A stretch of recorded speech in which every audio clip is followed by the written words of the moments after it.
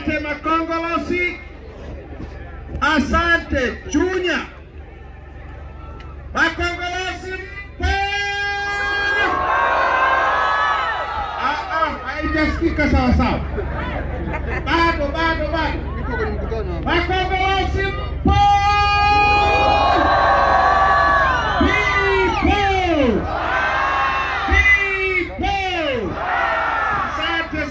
Asante sana wananchi wa Makongolosi na wananchi wa Chunya. Sasa mimi sijawahi kufika Chunya. Ndio mara ya kwanza na kanyaga ardhi ya Makongolosi na ardhi ya Chunya. Na kwa sababu hiyo naomba niwashukuru sana kwanza viongozi wenu kwa kusisitiza kwangu kwamba nisiondoke kwenye kanda ya Nyasa, nisiondoke mkoa wa Mbeya bila kuja kufanya mkutano hapa kwenu.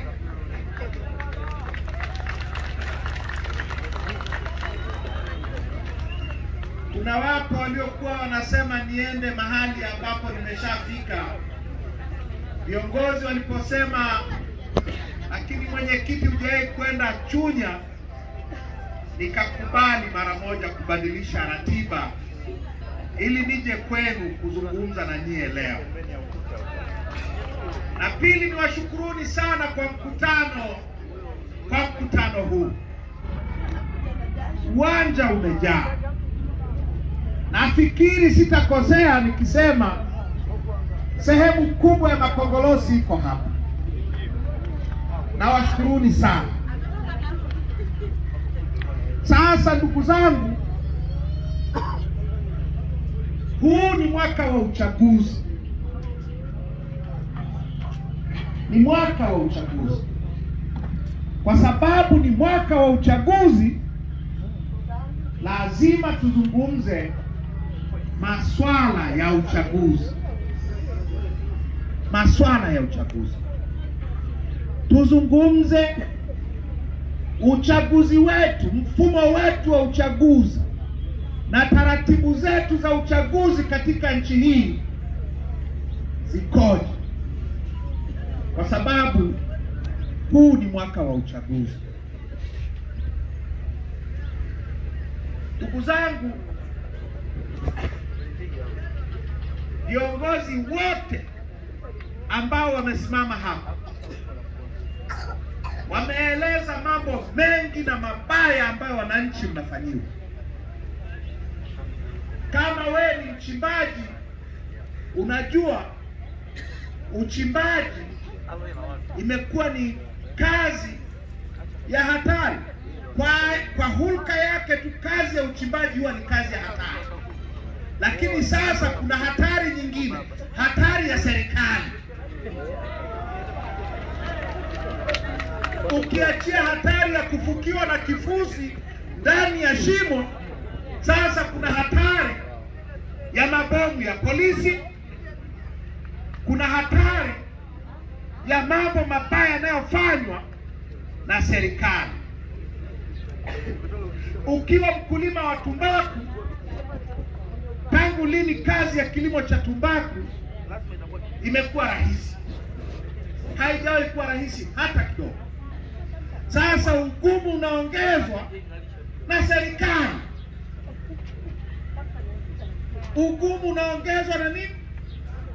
Kazi yenyewe ngumu, halafu ugumu zaidi unaongezwa na serikali. Serikali imeleta taratibu ambazo zinawanyonya wakulima wa tumbaku. Badala ya kuwapa nafuu, zinawaongezea shida.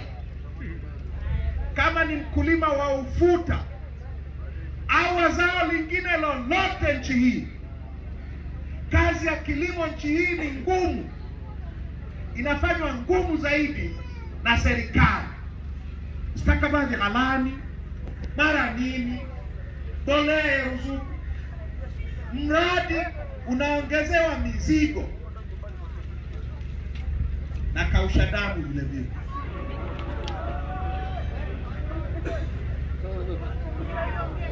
Ukiwa mfanya biashara, biashara ni rahisi kiasi gani nchi hii?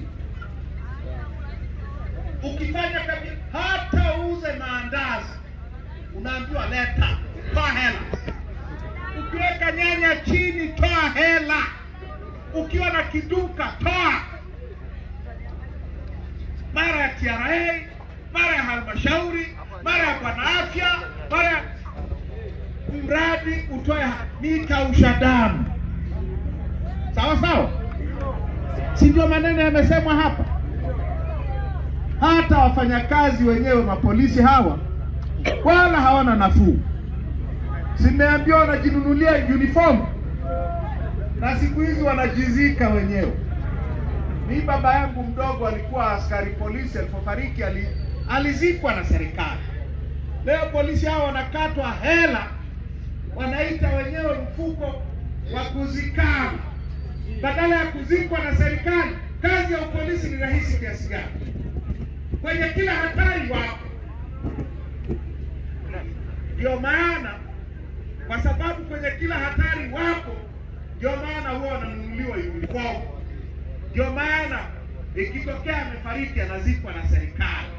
Sasa hivi wanakatwa hela ili wajizike wenyewe. Na hizo wakikatwa mishahara ya hela za kujizika wenyewe, na hizo zinaliwa vile vile. Halafu wakija huko wananchi wanakuja wana hasira, utafikiri tumewaibia.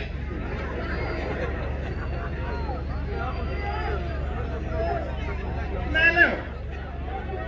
Na wao vile vile hawana nafuu. Na wao vile vile wameongezewa mzigo na serikali. Walimu, manesi, yeyote ambaye ni mfanyakazi nchi hii, hela wanayokatwa kwenye mshahara kila mwezi, karibu nusu ya mshahara yao. Mara VETA, mara hivi, mara ile nini inaitwa pay as you earn. Wanakatwa. Walimu wana hali mbaya. Kila mtu nchi hii ana matatizo makubwa. Tumeletewa mzigo mkubwa na serikali. Serikali inatunyonya, inanyonya kila mtu. Tunanyonywa na genge la watu wachache. Sasa matatizo yote haya yana uhusiano gani na uchaguzi? Si tumesema tuzungumze habari ya uchaguzi? Haya matatizo yetu yote haya yana uhusiano gani na uchaguzi? Kwa nchi yetu na kwa nchi nyingine, uchaguzi ni namna pekee ya kupata viongozi. Au nakosea? Hupati rais bila uchaguzi. Hii sio nchi ya kifalme, na hii nchi sio ya kijeshi. Tunapata rais kwa kupitia uchaguzi. Hawa mawaziri wanaotuletea mamizigo kwenye maisha yetu wametokana na uchaguzi. Ili uwe waziri lazima uwe mbunge. Ili uwe mbunge lazima uchaguliwe. Wabunge wanaopitisha sheria zinazoleta kausha damu wamechaguliwa kwenye uchaguzi. Madiwani wanaotuletea tozo na ushuru wa mazao, wa nini, wa mifugo, na hatujazungumza maushuru ya halmashauri hapa, wote wamechaguliwa. Wametokana na nini? Na uchaguzi. Wenye viti wa vijiji, wenye viti wa mitaa, wenye viti wa vitongoji, wote wametokana na nini? Na uchaguzi. Kwa hiyo huu mzigo wa serikali, hawa ambao wanatuumiza hawa, ni matokeo ya chaguzi. matokeo ya nini? Ya chaguzi zetu. Ukiwa na mfumo mzuri wa uchaguzi, utapata viongozi wazuri watakao kutatulia shida zetu badala ya kuziongeza. Kwa mfumo wa uchaguzi ni jambo muhimu kweli kwa wananchi sisi kulifahamu, ili tufahamu tunapata viongozi wa hovyo kwa sababu gani. Mnanielewa? Sasa nyie mnafahamu, na kama hamfahamu tawakumbusha. Zamani, siku hizi hawasemi hivi, lakini zamani tulikuwa tunaambiwa hivi, na yalianza na Mwalimu, yalianza na Nyerere. Ili tuendelee tunahitaji vitu vinne. Watu sinyie, ardhi, si hii makongolosi na Chunya yote, siasa safi na uongozi bora. Watu wapo, ardhi ipo, rasilimali zipo. Kitu ambacho hatuna siasa safi, hatuna viongozi bora. Sasa hatuna kwa sababu ya mfumo wetu wa uchaguzi. Sasa hebu fikiria, tuzungumze kwa mifano hai, kwa mifano mnayoielewa nyie wananchi wa Makongolosa. Mwaka jana kulikuwa na uchaguzi hapa wa vijiji na mitaa.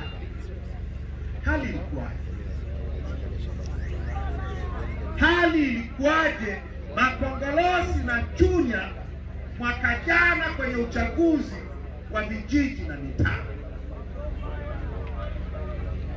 Nimeambiwa hivi kwa hapa, kwenye uchaguzi wa mwaka jana wilaya yenu yote hakuna mwenyekiti hata mmoja wa Chadema. Huyo ni wa mtaa. Najua huyo ni wa mtaa. Nazungumzia wa vijiji. Nazungumzia wa vijiji.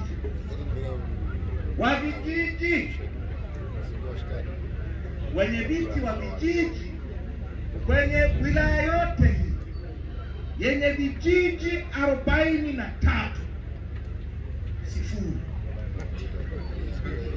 sifuri mwaka jana.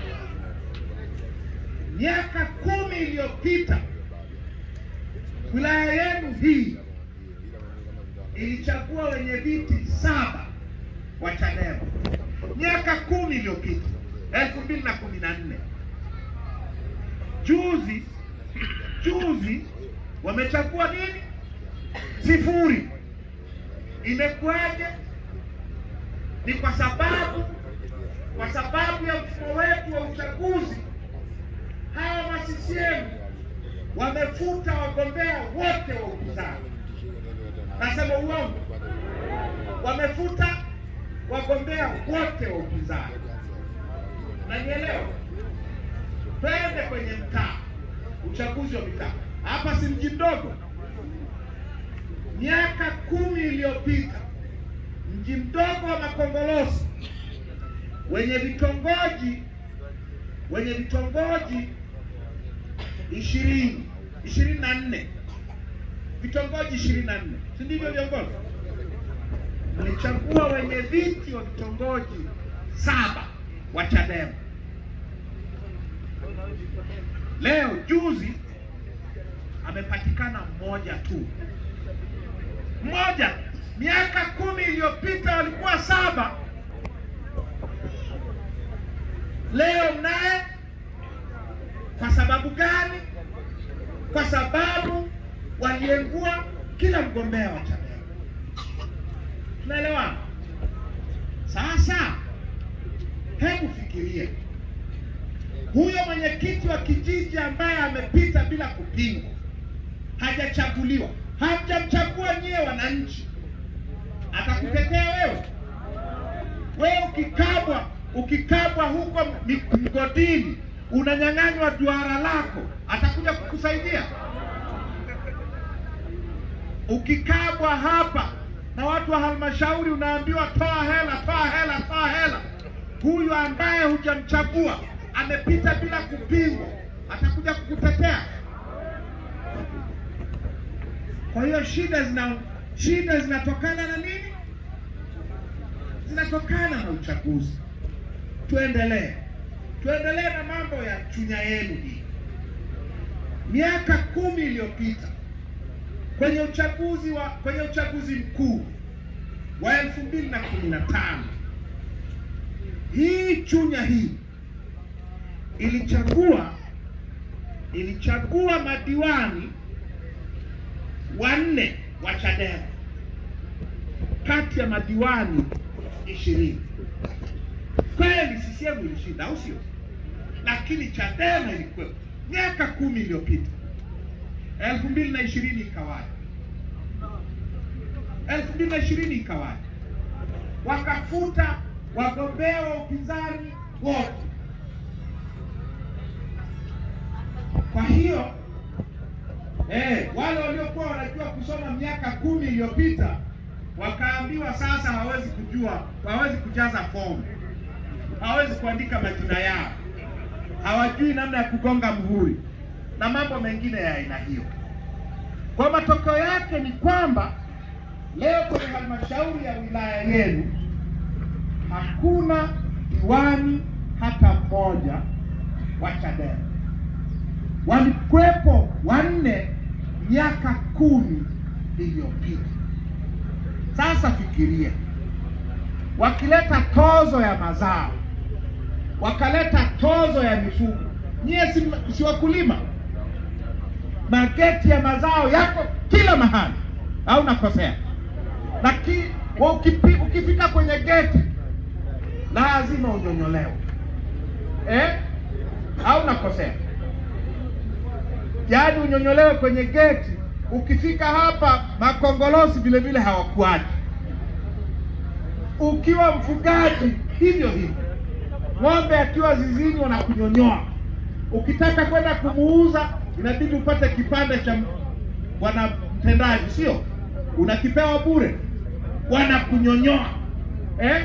Ukifika mnadani wanakuambia toa makanyagio, unanyonyolewa. Ukimchinja utachinja bure. Bwana mifugo anakuja anashikashika hivi eti alifanya anapima, anakunyonyoa. Ukinunua nyama mama ntilia, unataka kuuza wali wapita njia tule kama mimi, utauza wali hivi, wanakunyonyoa. Mchoma mishkaki unanyonyolewa. Makongoro wanakunyonyoa. Imebaki ngozi, utauza ngozi bure nchi hii, unanyonyolewa. Sasa utapata chochote? Hali yako itakuwa nafuu? Na yote hii ni kwa sababu ya namna tunavyochagua. Unanielewa? Kwa sababu huku kunyonyolewa kote huku ni maushuru yaliyopitishwa na madiwani ambao hamjawachagua kwa sababu wamepitishwa bila kupingwa. Unanielewa? Sasa ndugu zangu, tunaendelea namna gani na hii? Tunakwendaje mbele na chaguzi za aina hii? Hii habari ya Chunya, habari ya makongolosi ndio habari ya Tanzania. Leo mkutano huu ni mkutano wa 12 tunafanya tangu siku ya Jumapili. Tumefanya mikutano mkoa wa Rukwa, kwenye majimbo yote ya mkoa wa Rukwa. Tumefanya mikutano ya hadhara kama huu kwenye majimbo yote ya mkoa wa Songwe. Na leo tuko Mbeya, tunamalizia mkoa wa Mbeya. Hii ndio hadithi ya mkoa wa Mbeya, ndio hadithi ya mkoa wa Songwe, ndio hadithi ya mkoa wa Rukwa, ndio hadithi ya Tanzania nzima. Tuna mfumo wa kiuchaguzi ambao hauturuhusu tena kuchagua viongozi tunaowataka. Tukienda kupiga kura kwenye vituo vya kupigia kura, hawa mapolisi hawa ambao na wao wamepigwa, ambao na wao wamepigika, kila mmoja anakuja na kabeki mgongoni. Kamejaa nini? Kamejaa kura feki. Kamejaa kura feki. Hawa walimu hawa wanaonyonywa michoka mbaya, kila mmoja na kabeki. Kamejaa nini? Kura za uongo. Nanielewa? Halafu wanazuia mawakala wa Chadema, wanazuia mawakala wa upinzani, wanajaza masanduku kura za uongo.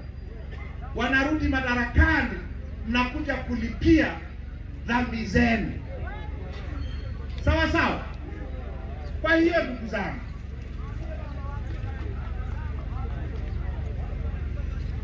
utaratibu huu ukoje?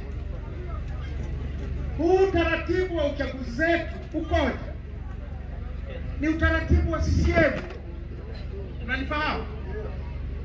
Tume ya uchaguzi inayoitwa Tume Huru ya Taifa ya Uchaguzi haina uhuru wowote. Ni tume ya CCM. Mwenyekiti wake anateuliwa na rais, na Rais Samia ni mwenyekiti wa CCM. Kwa hiyo anateua mwenyekiti wa tume CCM. Makamu mwenyekiti wa tume ni CCM, kwa sababu anateuliwa na mwenyekiti wa CCM. Wajumbe wote wa tume ni CCM. Mkurugenzi wa halmashauri ya wilaya hapa CCM, ameteuliwa na mwenyekiti wa CCM. Hawa watendaji wa kata wanaosimamia udiwani na CCM watupu. Unanielewa? Na hawa walimu wanaokuja kusimamia kwenye vituo na CCM watupu. Watatendaje haki? Watatendaje haki? Kwa kuanzia juu mpaka chini, kuanzia juu mpaka chini ni mfumo wa CCM. Ndio maana ya matokeo haya ya uchaguzi. Ndio maana ya sifuri hizi. Hizi sifuri hazijatokana na kura za wananchi, zinatokana na mfumo wa uchaguzi kuwa mfumo wa CCM. Sasa baada ya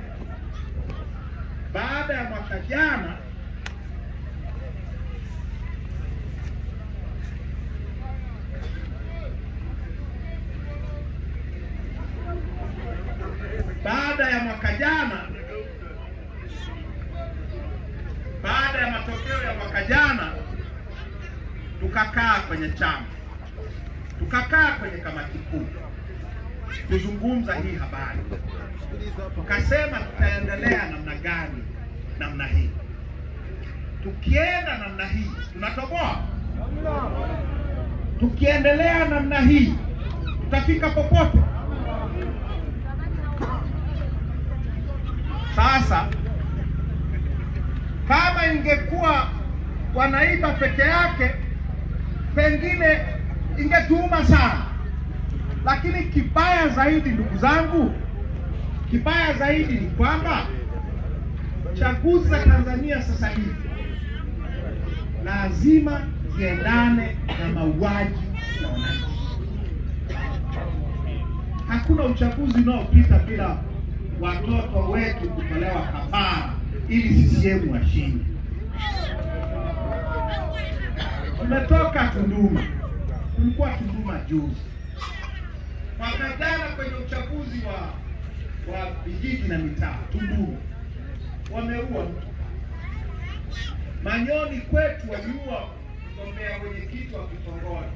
Kapigwa risasi 4 na polisi mbele ya mke wake na watoto wake nyumbani kwake, ili kesho yake asichaguliwe mwenyekiti wa kitongoji. Kama unaua mwenyekiti wa kitongoji, ikifika kwenye urais itakuwaje? Inakuwaje? 2020 waliua, 2015 waliua, 2010 waliua.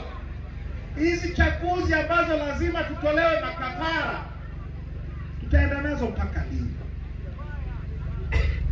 Ndio maana baada ya mwaka jana tumekaa kwenye kamati kuu tukajadili hii habari, tukasema sasa badala ya kusema turudi kwenye uchaguzi mwaka ujao, cha kwanza cha kufanya ni kubadilisha utaratibu wa uchaguzi, kuondoa utaratibu huu wa CCM.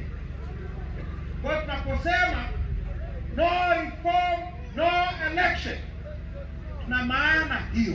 Tuna maana kwamba tubadili utaratibu wa uchaguzi ndio twende kwenye uchaguzi.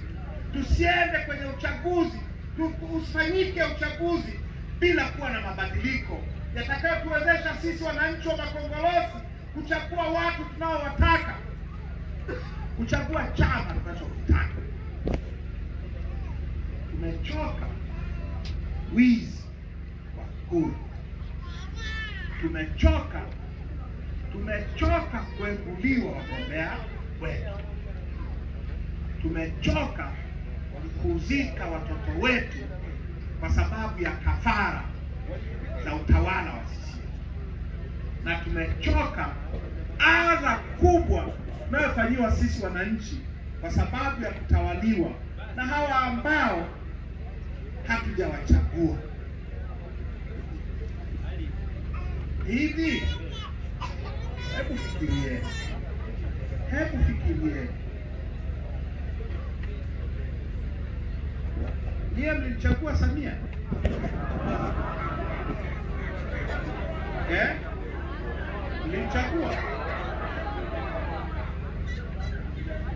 Mlimchagua Magufuli? Ngoja niwaambie habari ya siri ya Magufuli na Samia. Siri ya uchaguzi wa rais 2020. Sheria ya uchaguzi inasema hivi. Sheria ya uchaguzi ya Tanzania kama ilivyokuwa mwaka 2020 na kama ilivyo leo, baada ya matokeo ya uchaguzi kutangazwa, baada ya tume kutangaza matokeo ya uchaguzi, inatakiwa kuchapisha matokeo hayo jimbo kwa jimbo nchi nzima. Kitendo cha mwisho ambacho tume inafanya katika mchakato wote wa uchaguzi ni kuchapisha matokeo ya uchaguzi wa rais jimbo kwa jimbo, wilaya kwa wilaya, mkoa kwa mkoa, nchi nzima. Inachapisha matokeo ya uchaguzi wa wabunge jimbo kwa jimbo, wilaya kwa wilaya, mkoa kwa mkoa, nchi nzima. Inachapisha matokeo ya uchaguzi wa madiwani kata kwa kata, wilaya kwa wilaya, mkoa kwa mkoa, nchi nzima. Ndivyo sheria inavyosema. Ndivyo ilivyosema 2020, ndivyo inavyosema leo. Sasa ukienda kwenye mtandao wa tume ya uchaguzi, kuna matokeo ya uchaguzi wa mwaka 2020 ya madiwani yamechapishwa kata kwa kata, wilaya kwa wilaya, mkoa kwa mkoa, Tanzania nzima. Yapo. Unaweza ukaangalia kama una bando hata wewe mwenyewe. Nenda kwenye website ya Tume ya Taifa ya Uchaguzi. Unanifahamu? Kwenye website hiyo hiyo tume imechapisha matokeo ya bunge. Ukitaka kujua mbunge wa Lupa alipata kura ngapi, yako pale. Diwani wako alipata ngapi, matokeo yako pale. Jimbo kwa jimbo, wilaya kwa wilaya, mkoa kwa mkoa, nchi nzima. Tafuta matokeo ya rais. Tafuta matokeo ya rais ya hili jimbo la Lupa au na Songwe au na Mbeya mjini au Singida Mashariki, mahali popote Tanzania. Tafuta matokeo ya uchaguzi wa rais, uone kama utayapata. Hayapo. Unafikiri ni kwa nini? Wanaogopa nini? Si wanasema walishinda? Kwa nini hawajayachapisha? Hayachapishiki kwa sababu ni uongo mtupu. Wametangazwa tu, na wametangazwa na ma-CCM wenzao waliowaweka kwenye tuzo. Kwa hakuna ushahidi, hakuna ushahidi. Nimesema sheria inasema wachapishe jimbo kwa jimbo, wilaya kwa wilaya, mkoa kwa mkoa nchini. Hawajafanya hivi. Hakuna ushahidi kwamba walichaguliwa. Kuna ushahidi walitangazwa.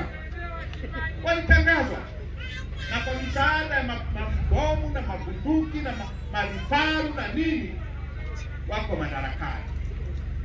Magufuli ilikuwa hivi, Samia ni hivi. Na nifahamu. Sasa fikiria kitu kingine. Si tunazungumza uchaguzi. Hivi Samia ni rais wa wapi? Tuulizane tu. Tuulizane tu. Kawekwa ndani. Kawekwa ndani mie. Itakuwa mara nyingi tu, haitakuwa ya kwanza.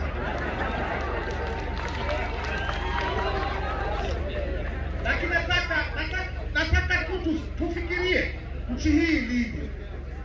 Iko hivi.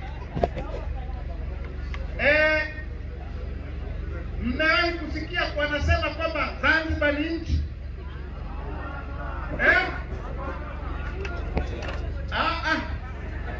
Zanzibar haina rais. Sasa ina rais kwa sababu wanasema wenyewe Zanzibar ni nchi. Ndio maana ina rais. Na wanasema vile vile kwa sababu Zanzibar ni nchi, rais wa Zanzibar ni mkuu wa nchi ya Zanzibar. Sawa sawa? Yule Mwanamwinyi yule ndiye mkuu wa nchi ya Zanzibar, au sio? Zanzibar haina bunge lake. Zanzibar haina mahakama kuu yake. Hawana bendera yao. Hawana wimbo wa taifa. Sasa kama Zanzibar ni nchi na ina rais wao, Samia ni rais wa wapi? Kwa nini hamjui? Ni rais wa Tanganyika. Kwa sababu kama kule wana rais, huyu aliyebaki tuna marais wawili. Mwanamwinyi ni wa Zanzibar, huku ni nani? Huku ndio Jamhuri ya Muungano.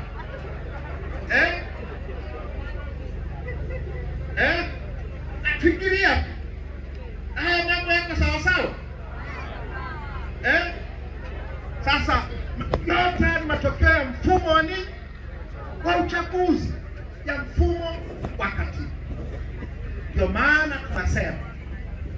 maana tunasema lazima tufanye mabadiliko ya mfumo wa katiba. Afande vipi? Tunamaliza sasa hivi bwana. Ngoja tupige kidogo. Tunaelewana? Lazima tufanye mabadiliko ya mfumo wa uchaguzi ili tuondoe haya mawaa ambayo hayaelezeki haya. Mnanipata? Tusipofanya hivyo, nchi hii haitakaa sawa. Mnanipata? Matatizo ya wananchi hayatapungua. Shida zenu hazitapungua. Sasa hivi mnalalamika hapa wachimbaji. Nchi hii kwenye dhahabu tumegawa dhahabu karibu yote kwa wageni. Wamegawiwa na nani? Si kuna mgodi mahali hapo unaitwa Shamba. Hiyo shanta ni ya kwenu. Na mwingine huko Mang'onyi kwetu Singida Mashariki, hiyo shanta ni ya kwenu. Ukienda mahali karibu nchi nzima hii, maeneo yote ya dhahabu, migodi yote inamilikiwa na wageni. Si mnasikia tuna gesi asilia huko baharini huko. Sisi tuna reserve ya gesi ya 4 kwa ukubwa Afrika. Imegawiwa yote kwa wageni. Yote. Na bandari zote zimeuzwa kwa wageni. Na sasa wanauza mapori haya ya akiba haya kwa wageni. Wameuza viwanja vya ndege kwa wageni. Sasa sisi tuna nini? Nyie mna nini? Na TANAPA.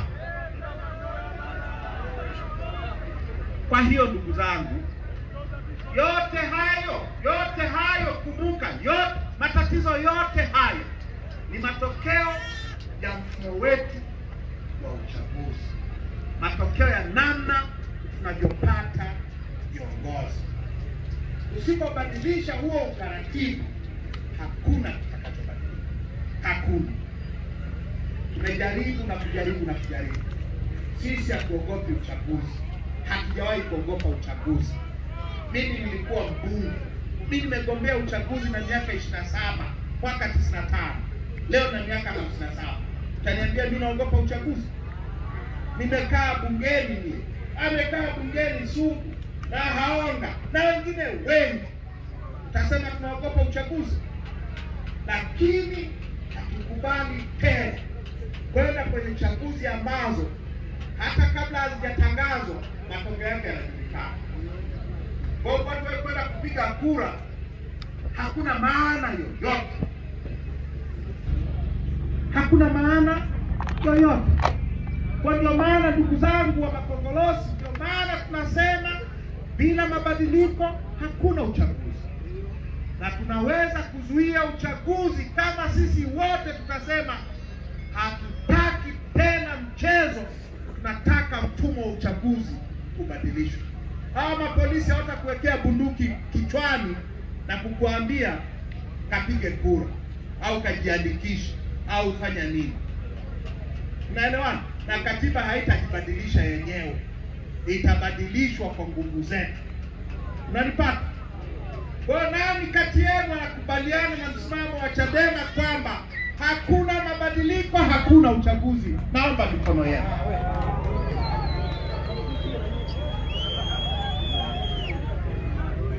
Asante. Nani anayesema twende tu pamoja na bila mabadiliko?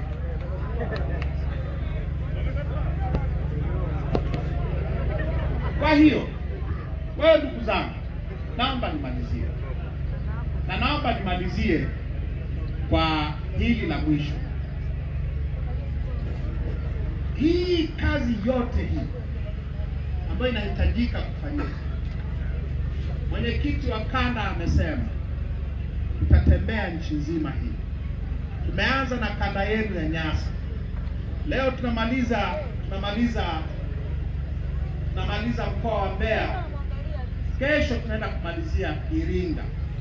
Kwa sababu tuligawana kanda, makamu mwenyekiti alikuwa Njombe, huko Iringa. Mimi nikawa Rukwa na Songwe, Mbeya tuligawana. Kesho tunamaliza kanda ya Nyasa, Iringa. Tukitoka hapa tunaenda kanda ya Kusini. Tukitoka kanda ya Kusini tutaenda kanda ya Kati, tutaenda kanda ya Magharibi, tutaenda kanda ya Victoria, tutaenda Serengeti, tutaenda Kaskazini, tutaenda Unguja na Pemba, tutarudi kuja kumalizia Dar es Salaam. Ni kazi kubwa sana. Nafikiri tunalipwa mahela kiasi gani ili kufanya? Yeye mnafikiri tunaifanyaje? Nafikiri tunaifanyaje? Inafanyika kwa sababu watu wanakusaidia kuifanya. Watu wanachangia ili hii kazi ifanyike. Kwa hiyo, na kumalizia ni hili. Tunahitaji wananchi wachunge nia. weke baraka zenu, weke mkono wenu kwenye hii kazi inayohitajika kufanyika, au sio? Kila mmoja aweke katone kake, au sio? Tone, au sio? Tone moja litaleta chakula. Yakiwa matone mengi yanatengeneza wingu la mvua, au nakosea? Linaangusha mvua, inaleta neema, au nakosea? Sasa 100 yako, 500 yako, 1000 yako, 5000, kiasi ulichonacho, ukichangia na mwenzako akachangia, niye Makongoro mkichangia, hebu angalieni video wengi. Hata mkitoa 500 tu hapa, kesho na kesho kutwa hapenda kufanya mkutano Songwe, kwa sababu vifaa hivi vya matangazo vinahitaji kulipiwa, au sio? Magari haya yanahitaji mafuta, yanahitaji kulipiwa, au sio? Na watu wanahitaji maji ya kunywa ili tusimame tuzungumze haya, au sio? Wanawaombeni ndugu zangu, kila mmoja wetu achangie kwenye hizi harakati. Usipochangia haitawezekana. Usipochangia haitawezekana. Mimi napata wapi hela ya kuja mpaka nini? Mpaka Makongoro. Gari ni ya kwangu ndio, lakini zinahitaji mafuta, zinahitaji kulala jioni. Kwa hiyo naombeni changia pale, tutamaliza walo. Za uso zimeshaisha. Sasa napiga mchango. Sasa kama una simu, una pesa kwenye simu, unaweza kuchangia kwa kutumia simu kwa namba hii nitakayowapa. Ziko namba 2, nitawapa zote mbili. Namba ya kwanza ni M-Pesa 0744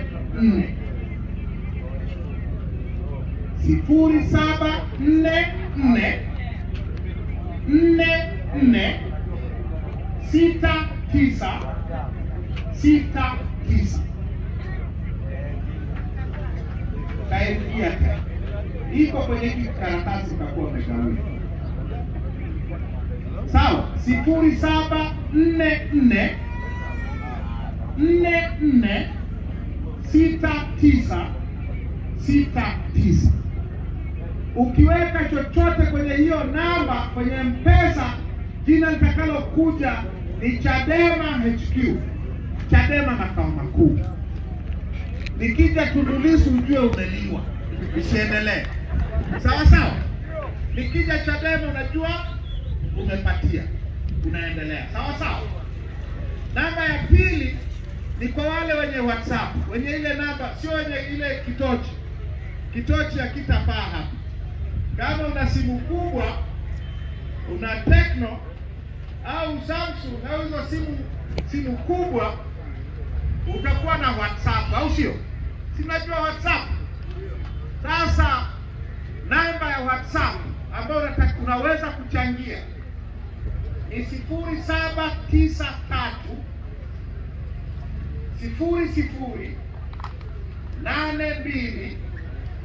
008292.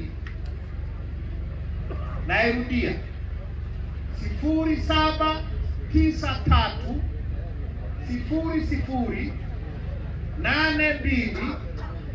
008292. Ukitaka kutuma kwenye hiyo namba ya WhatsApp unaweka neno moja tu, unaweka neno NIMO. Ukiweka neno NIMO ukatuma, itakuwekea utaratibu wa kuchanga. Unataka kuchanga mara moja, unataka kuchanga kila wiki, unataka kuchanga kila mwezi, itakupa utaratibu wote pale. Ukikamilisha huo utaratibu, utakuwa umeingia kwenye mfumo wa kuchangia chama, utakuwa umo. Sawa sawa? Unatuma neno NIMO, alafu inakuletea utaratibu wote. Sawa sawa jamani? Ukifanya hivyo utakuwa umechangia kwenye harakati hii ya kuleta mabadiliko nchi hii. Tuna shida, nafahamu wote tuna shida. lakini vile vile tunaweza tukachangia kwenye jitihada za kupunguza shida zetu. Au nakosea? Kwa hiyo kwangu ni hayo, ndugu zangu wa Makongolosi. Sasa naomba mturuhusu sisi twende, tutakutana siku nyingine. Nawatakieni kila la heri. Mwenyezi Mungu awabariki. People! People! Asante.